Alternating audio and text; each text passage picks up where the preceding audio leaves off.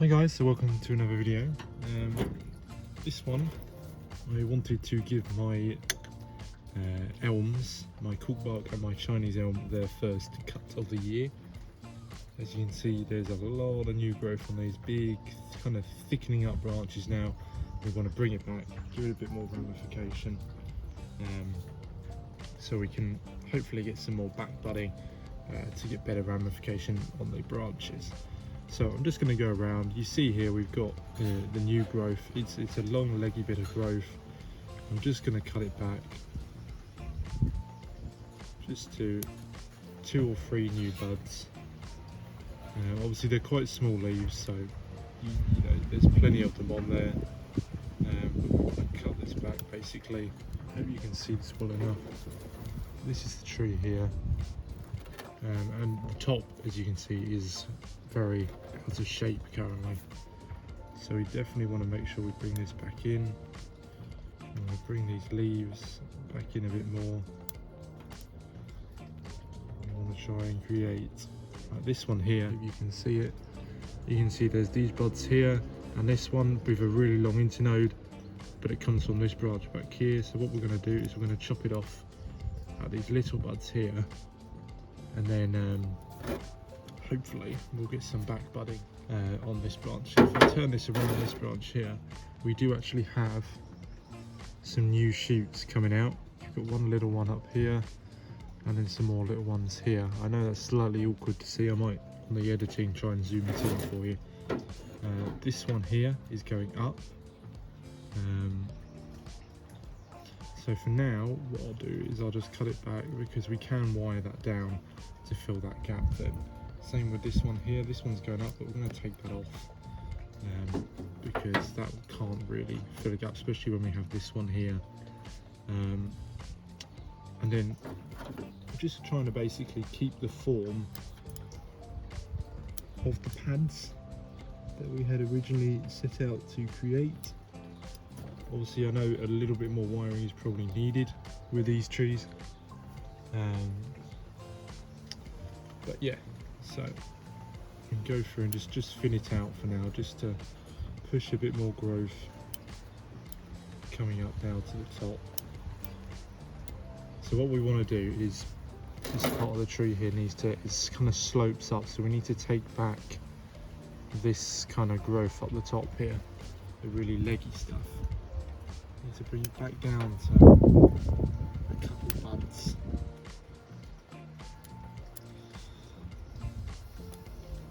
There we go. So we're starting to get a bit more of the shape.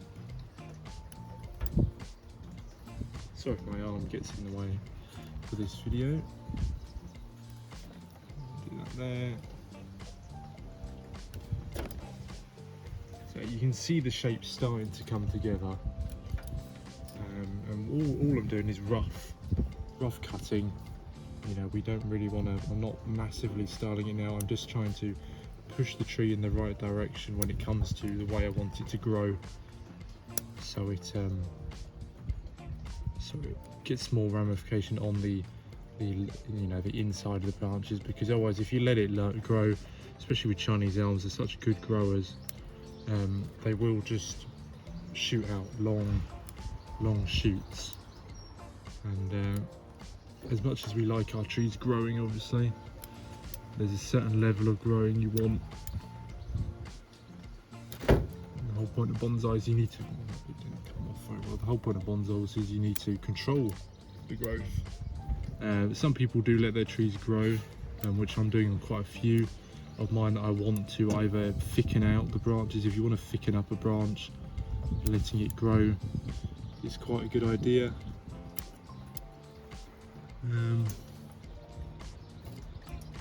As you can see, I hope it's showing up well enough. It's got some nice lighting, at least this video this time. I kind of see the shape of the tree coming back now as we're going through. We've more or less done this side, done around the back. It's just up here now, we've got to take off some bits. It's one big long branch here, so we're going to take that right back. Same with this one up here. Take that back. now you can see we're starting to finally get someone out around here. We want these branches to grow out a little bit, not quite that far, so we'll take them in. Same with this one, just take off the ends. I'm not taking off all of the new growth because it's quite a lot. There's probably, on the really long bits, there's probably about 8 or 10 leaves, so we do want to keep those for the health of the tree. So yeah, there you go, that is more or less it for the corkbark elm. Take a few of these coming out of the actual trunk itself, because we don't want those. Oh shit, took some of the corkbark off there. So it's getting there. I really like this tree, it's definitely one of my favourite trees. And if you remember last year when we did it, we did try and form these pads. I don't know if I did it on a video or not actually, but I was trying to basically form pads here and here with a kind of sloping canopy. It's an odd shaped tree, but I think it's a really nice tree. So yeah, I will get over the Chinese elm and we'll do that next. Hi guys, so we have the Chinese elm. I'll just show it to you there. As you can see, really leggy growth. It's got a ton of growth on it. And the same with the corkbark. You've just got to go through, snip off any exorbitant amount, of shoots. Go back to 2 or 3 new growth leaves if we can. But like the corkbark, most of these shoots have got about 8 or 10 new leaves on them. Like you can see this one. Hopefully you can see this one here. Look at the new growth on that. There's absolutely tons on that branch here. That's the stuff that we just need to take back to a few new leaves. We want to let the tree grow. There you go. Try and bring some shape back into it basically. Now obviously last year I cut the branches right back, and the back budding has worked out an absolute treat. Which I think is really great, because that's exactly what we wanted. Some more ramification. We're going to take off any branches going up, because we don't really want up facing branches. Any branches like this one right down the bottom here, we're also going to take right back, because that's coming across the trunk line and merging with other branches like this here. Take it back, take it back, take it all back. You see here we've got a branch right on the inside of this branch. That is completely new. It's right in here. I might have to zoom in on the video for you, because that's quite hard to see on the camera at the moment.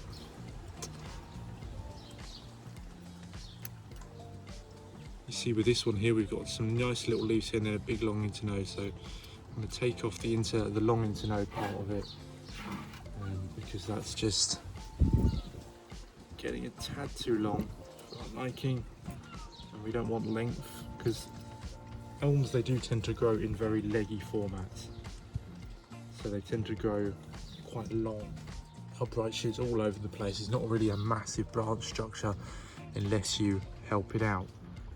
If I zoom that in a bit, that might be a bit better now that I've done that part of the tree.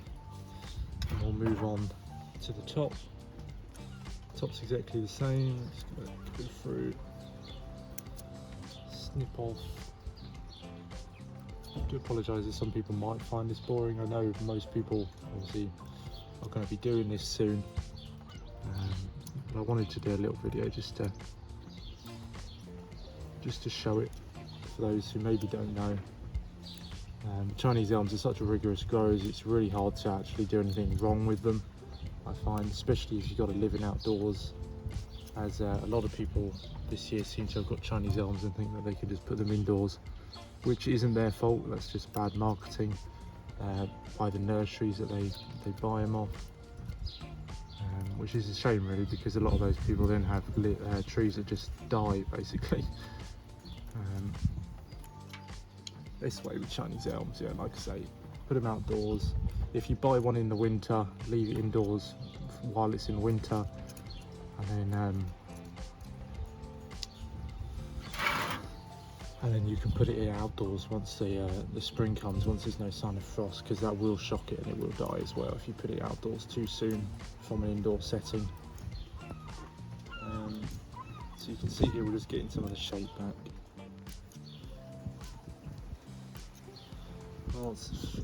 Lots of branches. Like, this is much more growth than last year. Now I did put a little bit of fertiliser on it until the dog bloody ate it, so we should have a bit more. I'm still figuring out what to do with the fertiliser. I tried shoving it in the soil, and guess what? He dug it out without damaging the trees though, luckily. He's very good at not damaging the trees, but getting his little nose in there and stealing fertiliser. So I'm going to have to put a little barrier basically around the trees, which isn't going to look massively pleasing when you're trying to view them. But obviously if we need to do that, I can always take it down when I'm out in the garden. But yeah, so nearly done with this one. Nearly done.